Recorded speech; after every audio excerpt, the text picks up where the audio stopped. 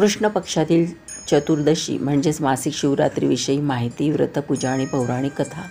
नमस्कार, आपणा सर्वांचे स्वरांजली या यूट्यूब चॅनलमध्ये स्वागत आहे. 4 जुलै 2024 रोजी असलेल्या मासिक शिवरात्रीविषयी माहिती आणि पौराणिक कथा.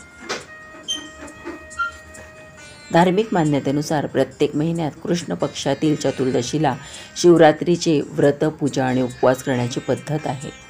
पंचांगाप्रमाणे ज्येष्ठ महिन्यातील कृष्ण पक्षातील चतुर्दशी म्हणजेच मासिक शिवरात्री 4 जुलै रोजी असून या दिवशी शंकराची पूजा श्रद्धेने केली जाते. शिवशंकरांना बेल, फुले, धूप, दीप नैवेद्य अर्पण करून शिवमंत्रांचा जप तसेच शिवस्तोत्रांचे पठण केले जाते. मासिक शिवरात्रीची पौराणिक व्रतकथा. धार्मिक कथेनुसार चित्रभानू नावाचा एक शिकारी होता. सावकाराचे कर्ज वेळेवर न फेडू शकल्यामुळे त्याने शिकाऱ्याला शिवमठात कैद केले.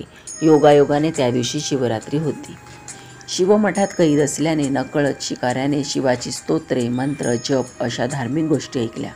शिवरात्रीच्या व्रताची कथाही ऐकली. नंतर संध्याकाळी शिकाऱ्याने सावकाराला कर्ज परत करण्याचे आश्वासन दिल्याने सावकाराने त्याला सोडून दिले. त्यानंतर शिकारी जंगलात गेला. दिवसभर कैदेत असल्याने त्याला कडकडून भूक आणि तहान लागली होती. शिकार शोधत तो दूरवर जंगलात गेला. अंधार पडल्यामुळे रात्र जंगलात काढावी लागेल या विचाराने तो जवळच असलेल्या तलावाकाठच्या बेलवृक्षावर चढून रात्र संपण्याची तसेच शिकारीची वाट पाहू लागला. त्या बेलाच्या झाडाखाली शिवलिंग होते, जे बेलाच्या पानांनी झाकले गेले होते. दिवसभर शिकाऱ्याला उपवास घडला होता आणि नकळत त्याच्याकडून शिवलिंगावर बेलाची पानेही वाहिली गेली होती. रात्री पहिल्या प्रहरी एक हरिणी पाणी पिण्यासाठी तलावाकाठी आली. शिकारी तिला मारणार तोच ती म्हणाली की मी गरोदर असून लवकरच बाळाला जन्म देऊन तुमच्याकडे परत येईन, नंतर आपण माझी शिकार करावी. तिचे हे नम्र बोलणे ऐकून शिकाऱ्याने तिला जाऊ दिले. त्यावेळी नकळत धनुष्यबाणाच्या धक्क्याने त्याच्याकडून बिल्वपत्र शिवलिंगावर पडली आणि पहिल्या प्रहराची शंकराची पूजा त्याच्याकडून नकळत पूर्ण झाली. काही वेळाने दुसरी हरिणी तलावाकाठी पाणी पिण्यासाठी आली. तिला शिकारी बाण मारणार तोच ती नम्रपणे म्हणाली की मी माझ्या पतीच्या शोधात आहे, मी त्यांना भेटून लवकरच तुमच्याकडे परत येईन, तेव्हा आपण माझी शिकार करावे. शिकाऱ्याने तिलाही जाऊ दिले. यावेळी धनुष्यबाण बेलाच्या झाडाला लागल्यामुळे काही बेलाची पाने शिवलिंगावर पडली आणि शिकाऱ्याकडून नकळतपणे दुसऱ्या प्रहराची पूजा पूर्ण झाली. तेवढ्यात तिसरी हरिणी तिच्या मुलांसह तिथून जाताना शिकाऱ्याला दिसली. तेव्हा शिकारी बाण सोडणार तोच हरिणी म्हणाली, हे शिकारी, मी या मुलांना त्यांच्या वडिलांकडे सोडून परत येते, मग माझी शिकार करा. शिकारी हसून म्हणाला, मी यापूर्वी 2दा शिकार गमावली आहे, आता मला माझ्या मुलांसाठी ही शिकार करावीच लागेल. तेव्हा हरिणी म्हणाली, माझ्यावर विश्वास ठेवा, या मुलांशपथ मी परत येण्याचे वचन देते. शिकाऱ्याला तिचीही दया आली आणि त्याने तिलाही जाऊ दिले.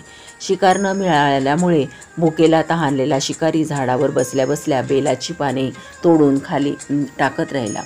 त्याच वाटेवरून एक हरिण जाताना शिकाऱ्याला दिसले. त्याला वाटले की आता आपल्याला नक्की शिकार मिळणार. शिकाऱ्याला पाहून हरिण विनम्रपणे म्हणाले, हे शिकारी, याआधी आलेल्या 3 हरणांना आणि मुलांना जर तुम्ही मारले असेल तर आपण मला लगेच मारून टाका, आणि जर मारले नसेल, त्यांना जीवनदान दिले असेल तर मला काही अवधी द्या, मी त्यांना भेटून लगेच तुमच्यासमोर स्वतः येईन. हरणाचे हे बोलणे ऐकून शिकाऱ्याने रात्रीचा संपूर्ण प्रसंग सांगितला. तेव्हा हरिण म्हणाले, त्या 3 हरणी माझ्या पत्नी असून आपण जर मला मारले तर त्या त्यांच्या धर्माचे पालन करू शकणार नाही, म्हणून तुम्ही ज्याप्रमाणे त्यांना वचनबद्ध करून जाऊ दिले त्याप्रमाणे मलाही जाऊ द्या. लवकरच मी त्या सर्वांसह तुमच्यासमोर हजर होईन. शिकाऱ्याने त्यालाही जाऊ दिले. उपवास, रात्रीचे जागरण, शिवलिंगावर नकळतपणे वाहिले गेलेले बिल्वपत्र यामुळे शिवरात्रीची पूजा त्याच्याकडून पूर्ण झाली. त्यामुळे त्याचे अंतःकरण शुद्ध झाले. त्याच्या मनातील हिंसक विचार नष्ट झाले. काही वेळाने हरिण त्याच्या संपूर्ण कुटुंबासह शिकाऱ्यासमोर हजर झाले. परंतु त्या हरिणांची सत्यता, प्रामाणिकपणा तसेच आपसातील प्रेम पाहून शिकाऱ्याचे हृदय द्रवले आणि त्याने त्या हरिणाला त्याच्या कुटुंबासह जीवदान दिले. अशा प्रकारे नकळत शिवरात्रीचे व्रत पाळल्यामुळे शिकाऱ्यावर शिवशंकरांची कृपा होऊन त्याला मोक्ष प्राप्ती झाली.